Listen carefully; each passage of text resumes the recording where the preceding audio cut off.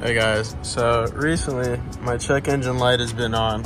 Well, it's gonna be on now because it's on accessory, but it's been on while I'm driving it, and I decided to read the codes, and it comes up with a P000A,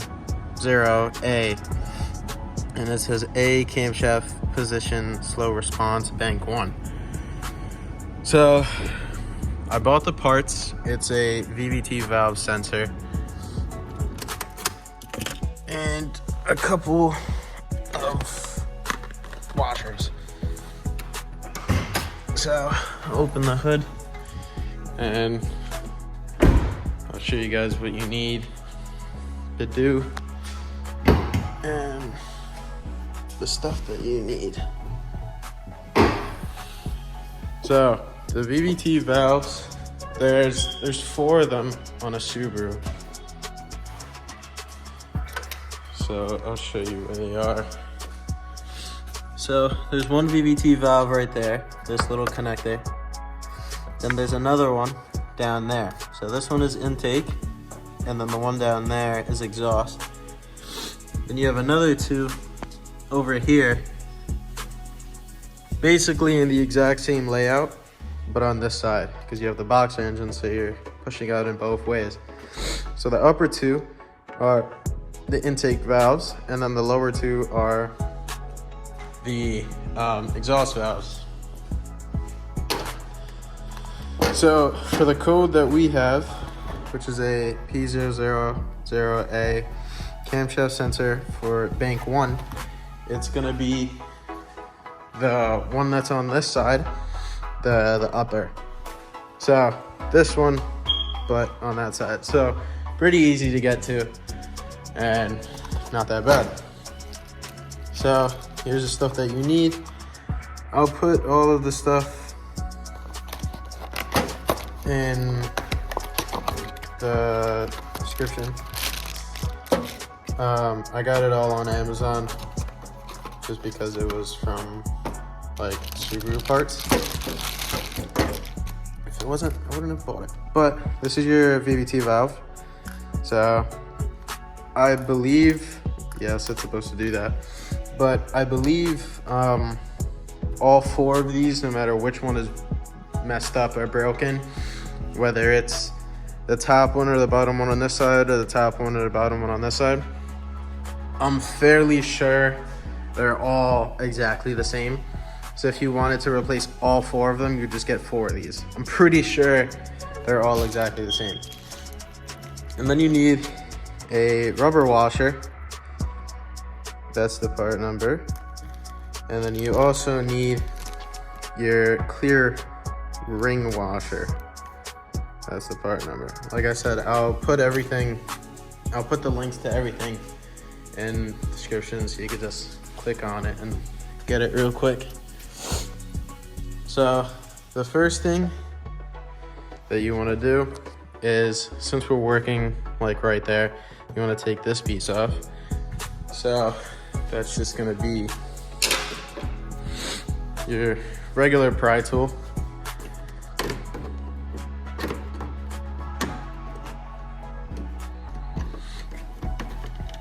I forget how hard this is to do with one hand.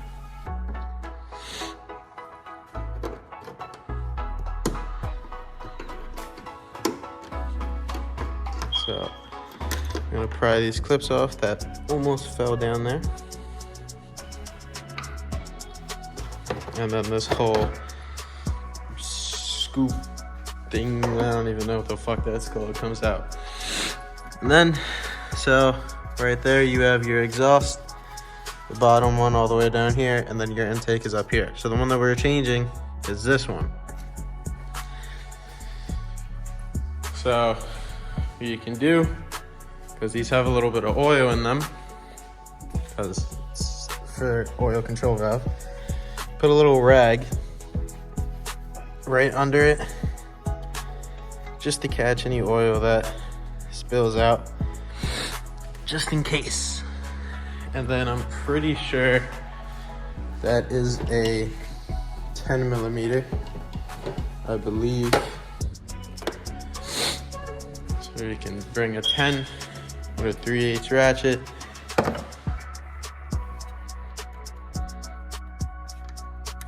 Yeah, it's a 10. You can take that. Yeah, I couldn't do that with one hand.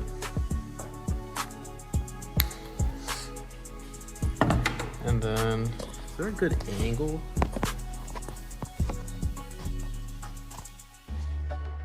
Not really.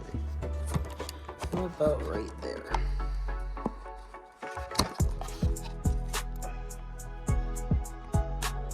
Perfect. And then you can take the top bolt out.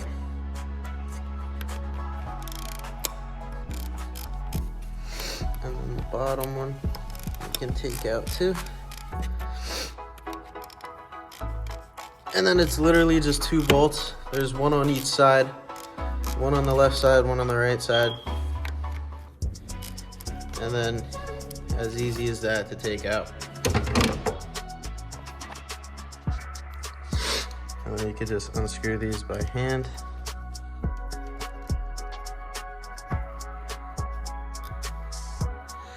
Put those up there. This one you can take out by hand too.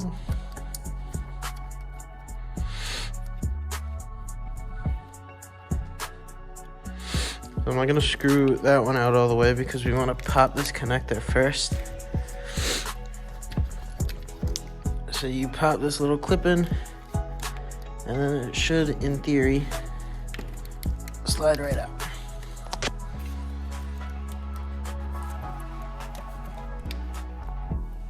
This is a bad angle to take this connector out.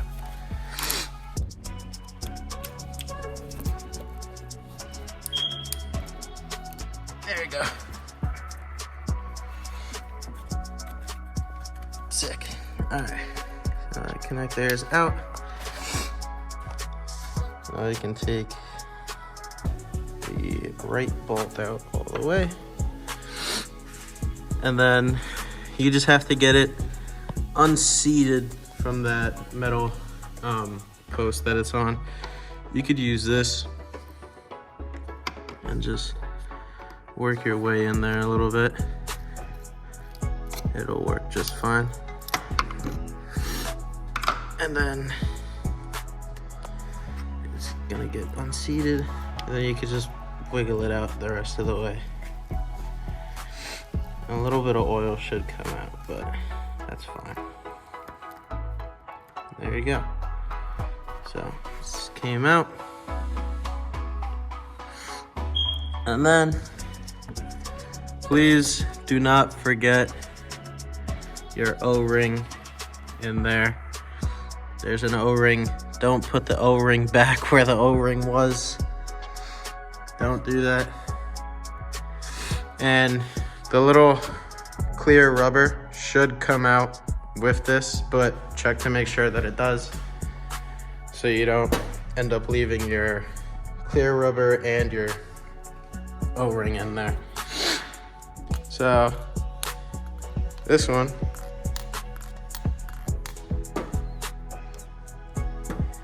and you have this one.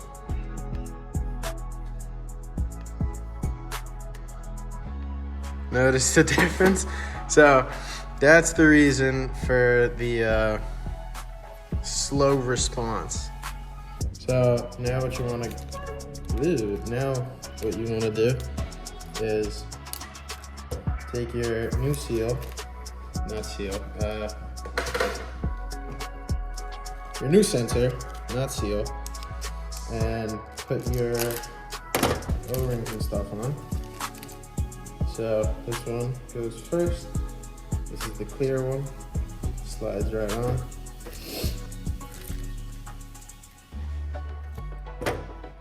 And then you're gonna take your rubber O-ring,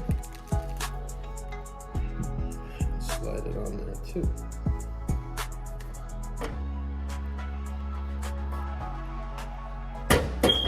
And that's it. So now we can come over here, where you can install the VVT back in. Well, actually, first I'm gonna take a little bit of oil that dripped out and just put it on the rubber O-ring. so you don't pinch it and it slides in. Because if you pinch it, it would be a lot worse.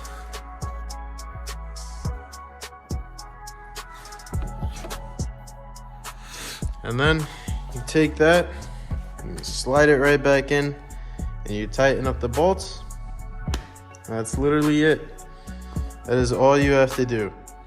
Take that, you slide it right back in, wiggle it a little bit, push it back in, and that's it. Tighten up the 2 bolts and you're done. So yeah, this is a very simple job.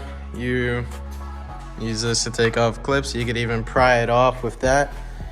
And then you get your 10 mil ratchet, pop the 2 off, and then that's it.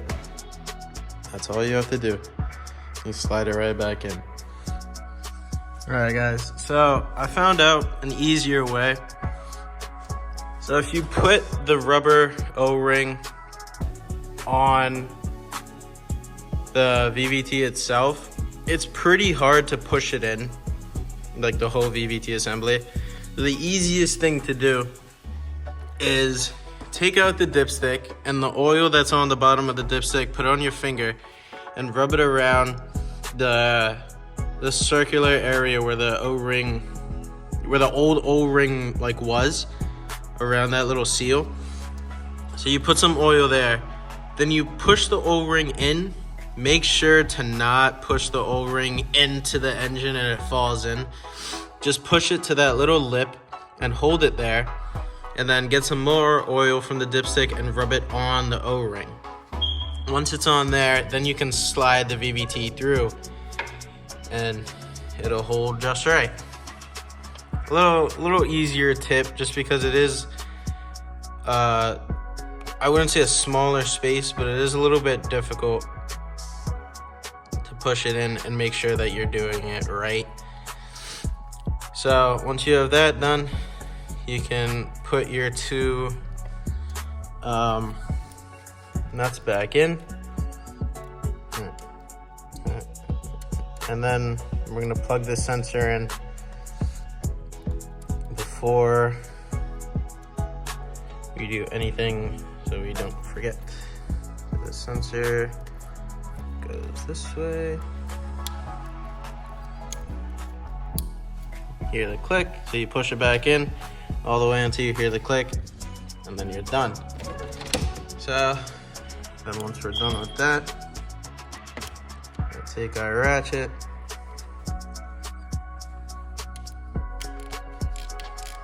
and tighten up the left bolt.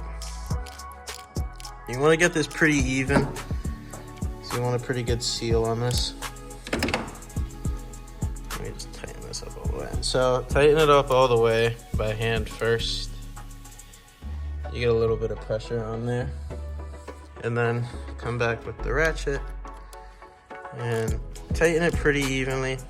I don't know the correct torque spec for this. I'm pretty sure I'll find it online somewhere. If I do find it, I will add it to the description as well, but I do not know it off the top of my head.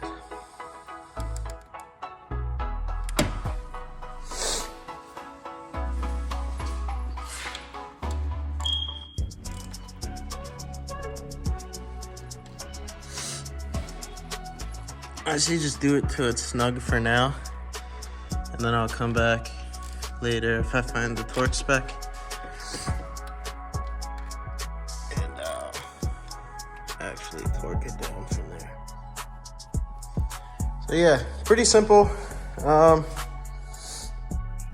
Only tools that we used were this 10mm with the ratchet and this panel pop.